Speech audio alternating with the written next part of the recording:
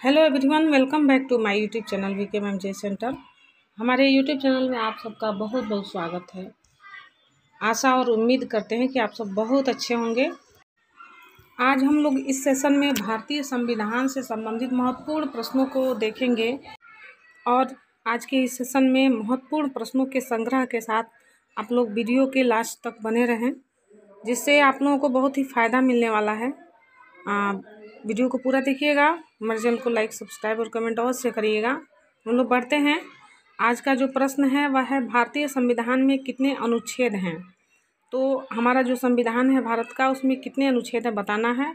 Option है 416, 324 और 395। तो जो भारत का संविधान है इसमें कितने अनुच्छेद हैं ये बताना है। 4 ऑप्शन हैं, 416, 324, 425 और 395। तो सब लोग जानते हैं कि वर्तमान में भारतीय संविधान में 395 अनुच्छेद हैं। कितने अनुच्छेद हैं? तो 395 अनुच्छेद हैं और 22 भाग हैं तथा 12 अनुसूची है। शुरू में 448 अनुच्छेद था, लेकिन वर्तमान में यह 395 रह गया है। अगला है, किस अनुच्छेद में प्रेस की स्वतंत्रता दी गई है। अनुच्छेद 29B में, अनुच्छेद 31A में, अनुच्छेद 51A में और अनुच्छेद 19(1) में। तो बताना है कि वह कौन सा अनुच्छेद है जिसमें प्रेस की स्वतंत्रता दी गई है।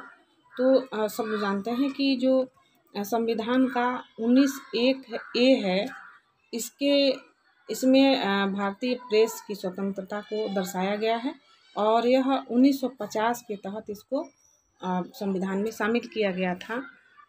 जो है 19A, अनुच्छेद 19A, प्रेस की स्वतंत्रता। अगला है, संविधान सभा के लिए चुनाव कब संपन्न हुए। भारतीय संविधान सभा जो थी, इसके चुनाव के लिए जो हुआ था वह कब संपन्न हुआ था। ऑप्शन है 1945 में, 1946 में, 1947 में और 1948 में। तो भारतीय संविधान के लिए चुनाव जो हुआ था वह उसकी जो संपन्न हुआ था चुनाव 1946 में हुआ था और पहली बैठक जो हुई थी 9 दिसंबर 1946 को हुई थी। तो इस प्रश्न का जो सही ऑप्शन होगा बी हो जाएगा, 1946 में हुआ था। इसके बाद है, संविधान सभा का चुनाव निम्न में से किस आधार पर हुआ है। तो संविधान सभा का चुनाव जो था यह किस आधार पर हुआ है, इसको बताना है। तो इसका ऑप्शन 1 है समान अधिकार के द्वारा, बी है सर्वमताधिकार के द्वारा, तीसरा है ऑप्शन यानी कि सी सीमित मताधिकार और चौथा ऑप्शन यानी कि डी जो है वर्गीय मताधिकार। तो जो संविधान सभा का चुनाव हुआ था वह किस आधार पर हुआ था, इन चारों ऑप्शन में से कौन सा ऑप्शन सही है बताना है। तो वह वयस्क मताधिकार के आधार पर आनुपातिक प्रतिनिधित्व के एकल संक्रमणीय मत पद्धति के द्वारा हुआ था। यानी कि जो चुनाव था संविधान सभा का वह कैसे हुआ था। तो वह वयस्क मताधिकार के द्वारा, सर्व मताधिकार के तहत यह चुनाव हुआ था और एकल संक्रमणीय मत पद्धति के द्वारा। तो इसमें जो ऑप्शन सही होगा वह कौन सा हो जाएगा। तो इसका जो ऑप्शन होगा सर्व मताधिकार के द्वारा संविधान सभा का चुनाव हुआ था और उसका आधार था आनुपातिक प्रतिनिधित्व। अगला प्रश्न है, प्रारंभ में कितने मौलिक अधिकार थे। संविधान में प्रारंभ में मौलिक अधिकारों की संख्या कितनी थी, तो ये बताना है। तो जो मौलिक अधिकार था वो कितना था। ऑप्शन ए है 12, बी है 8, सी है 10 और डी है 7। तो संविधान में जो मौलिक अधिकार की संख्या है वह भाग 3 में बताई गई है और जो मौलिक अधिकार था वह मूल रूप से 7 था पहले, और 44वें संविधान संशोधन के द्वारा इसमें से संपत्ति का अधिकार को हटा दिया गया था। तो अब जो वर्तमान में जो मौलिक अधिकार हैं वह 6 बचे हुए हैं, लेकिन इसके ऑप्शन में 7 दिया हुआ है, 6 नहीं है। तो प्रारंभ में पूछा गया है, तो प्रारंभ में मौलिक अधिकारों की संख्या कितनी थी, 7 थी। तो इसलिए इसका जो ऑप्शन डी है वह सही हो जाएगा। अगला प्रश्न है, संविधान में मौलिक कर्तव्य को कब जोड़ा गया था, ये बताना है।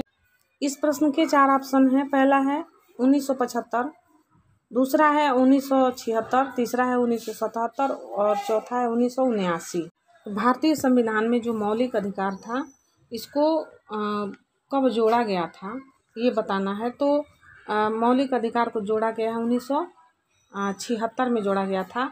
और ये कब जोड़ा गया था, तो 42वें संविधान संशोधन के द्वारा भाग 4 के अनुच्छेद 51 क में इसको वर्णित किया गया है, जो भाग 4 में वर्णित है। और कब जोड़ा गया था, तो 1976 में जोड़ा गया था। तो इसलिए इसका जो बी वाला ऑप्शन हो जाएगा, मौलिक कर्तव्य को कब जोड़ा गया था, तो 1976 में जोड़ा गया था। और ये किस भाग में है, तो यह भाग 4 में है। और अनुच्छेद किस में है, तो 51 क में ये वर्णित है।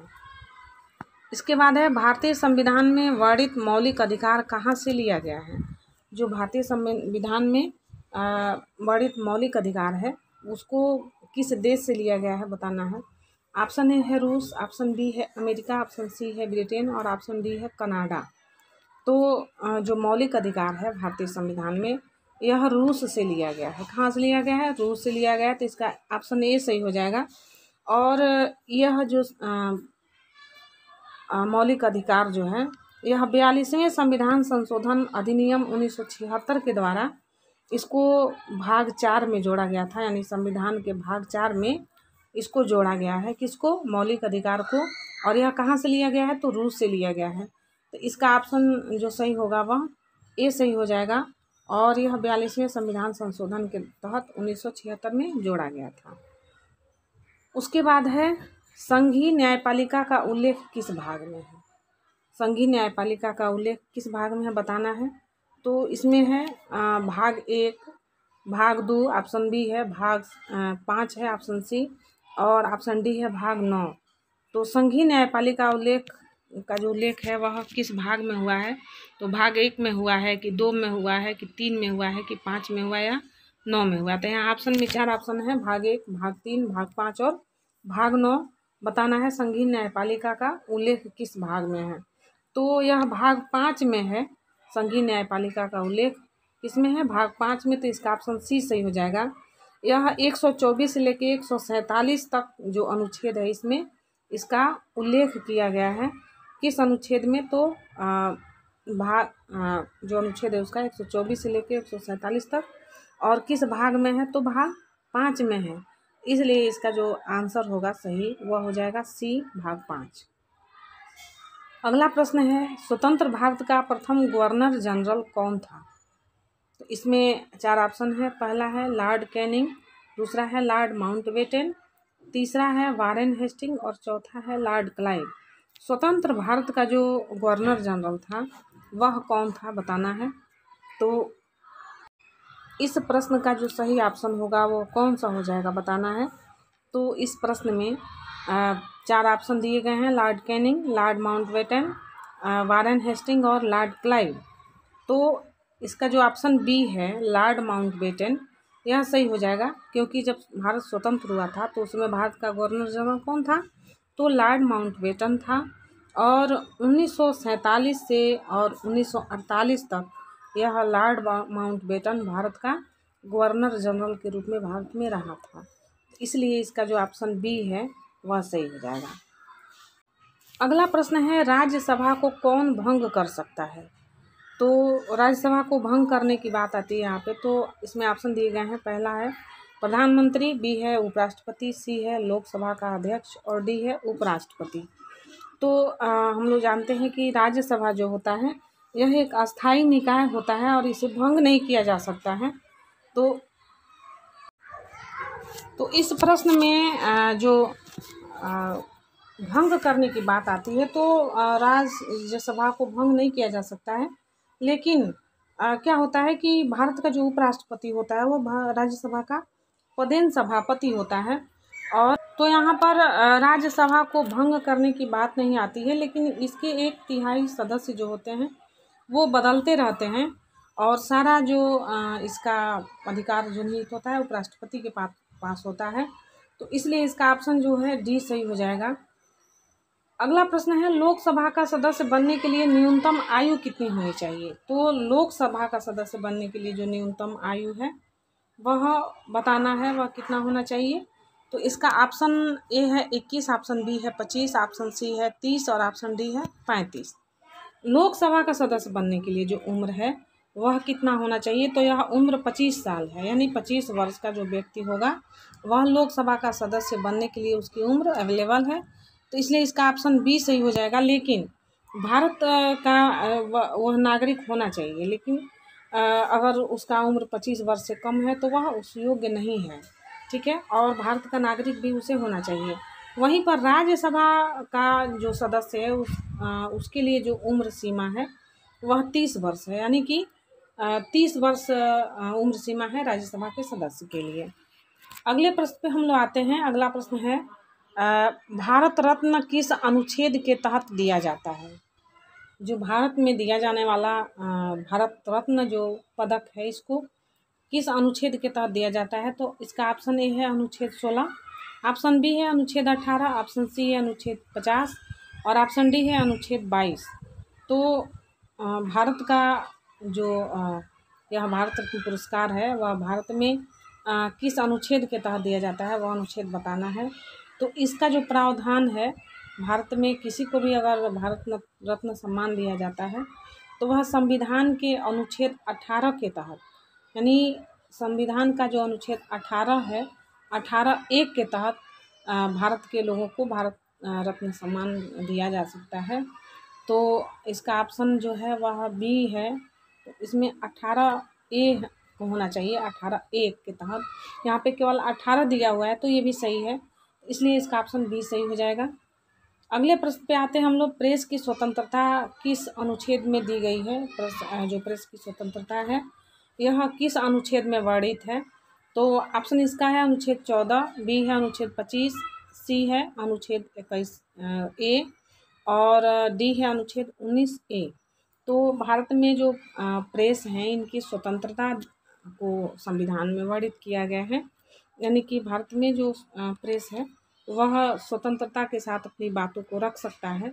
4 स्तंभ होते हैं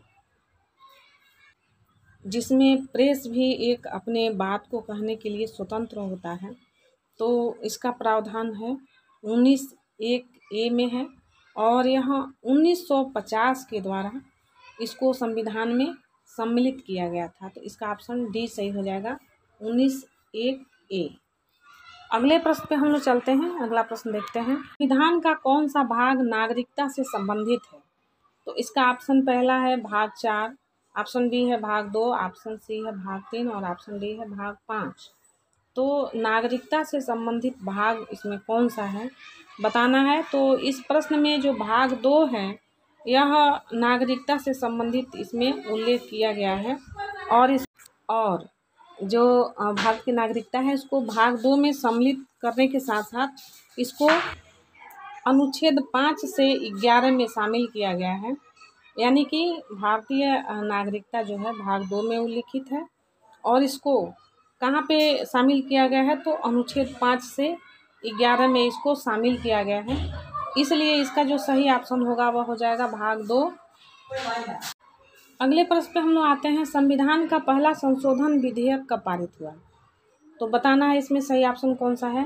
ऑप्शन ए है 1954 में, ऑप्शन बी है 1951 में, ऑप्शन सी है 1952 में और ऑप्शन डी है 1953 में। तो भारतीय संविधान में पहला संशोधन विधेयक कब पारित हुआ था बताना है। तो यह जो संशोधन विधेयक था वह पारित हुआ था 1951 में और यह 18 जून 1951 को संसद में पारित हुआ था। लेकिन इसे तत्कालीन प्रधानमंत्री जो थे जवाहरलाल नेहरू, उनके द्वारा यह जो विधेयक था इसको 10 मई 1951 को, कब? 10 मई 1951 को पेश किया गया था और यह पारित कब हुआ था? तो 18 जून 1951 को पारित हुआ था और यह 10 मई 1951 को तत्कालीन प्रधानमंत्री पंडित जवाहरलाल नेहरू के द्वारा यह पेश किया गया था, इसलिए इसका जो ऑप्शन बी है वह सही हो जाएगा। संविधान संशोधन जो था पहला वह 1951 में पारित किया गया था। अगला प्रश्न है, जनगणना किस अनुसूची का एक विषय है? तो इसमें 4 ऑप्शन हैं। तो हम लोग जानते हैं कि जो जनगणना है यह भारतीय संविधान के संघ सूची में इसका जिक्र है और यह संघ सूची का विषय है, इसलिए इसका जो ऑप्शन है बी सही हो जाएगा। इसको अनुच्छेद 246 के तहत संविधान के अनुसूची 7वीं के तहत इसको एंट्री 69 में लिस्टेड किया गया है। तो इसलिए इस प्रश्न का जो सही ऑप्शन होगा कि जनगणना किस अनुसूची का विषय है? तो जनगणना जो है संघ सूची का विषय है। अगला प्रश्न है, पंचायती राज की चर्चा किस अनुसूची में की गई है? तो पहली इसमें है ऑप्शन में दूसरी अनुसूची, 7वीं अनुसूची, 10वीं अनुसूची और 11वीं अनुसूची।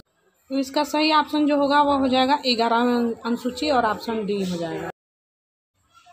अगला प्रश्न है, प्रथम बार राज्यसभा का गठन कब हुआ था?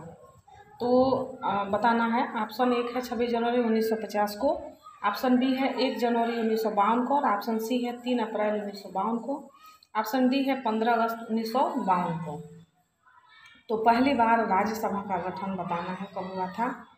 तो यह गठन जो था वह 3 अप्रैल 1952 को हुआ था, यानी जो प्रथम बार राज्यसभा का गठन जो हुआ था वह कब हुआ था? तो 3 अप्रैल 1952 को हुआ था। तो इस प्रश्न का जो सही ऑप्शन होगा सी वाला, तो यह सी वाला ऑप्शन सही हो जाएगा, यानी 3 अप्रैल 1952 को प्रथम बार राज्यसभा का गठन हुआ था। तो आप लोगों को याद रहना चाहिए, ये सब महत्वपूर्ण बिंदु हैं ये संविधान से। अगला प्रश्न है, भारत का सुप्रीम कोर्ट कहाँ अवस्थित है?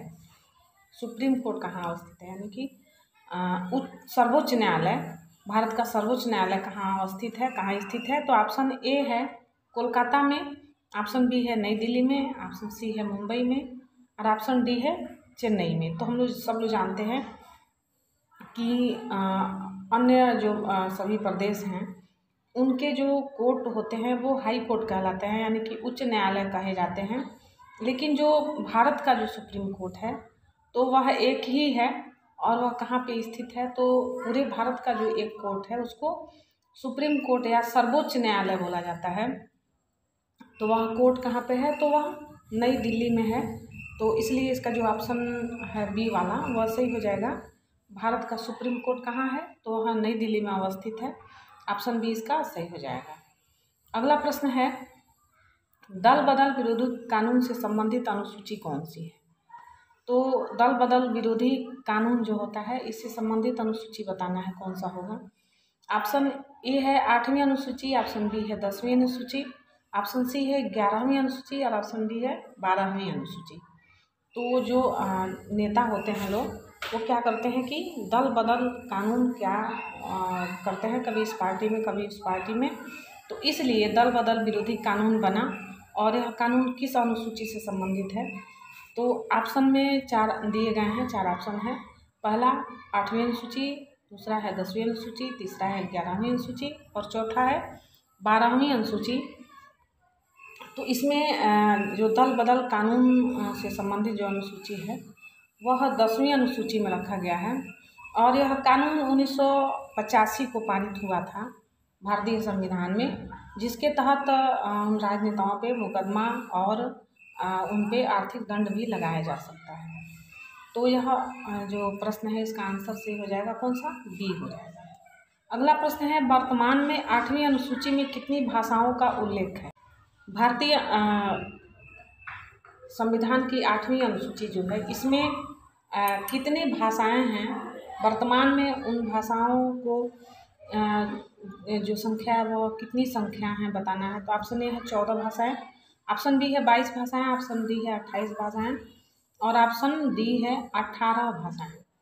तो भारतीय संविधान में जो 8वीं अनुसूची है इसमें जो भाषाएं हैं उन भाषाओं की जो संख्या है वह 22 है। तो इस तरह से इस प्रश्न का ऑप्शन बी सही हो जाएगा, यानी कि वर्तमान में 8वीं अनुसूची में जो संविधान में जो भाषाएं हैं उनकी भाषाओं की संख्या 22 है आप लोग इस वीडियो को पूरा देखिएगा और अगली वीडियो भी ज़रूर देखिएगा। हम लोग उसमें इन सभी भाषाओं को लेके आ रहे हैं। हमारी जो भी वीडियो उसको आप लोग पूरा देखिएगा। हम लोग फिर मिलते हैं अगली वीडियो में। Thanks for watching this video. जय हिंद, वंदे मातरम।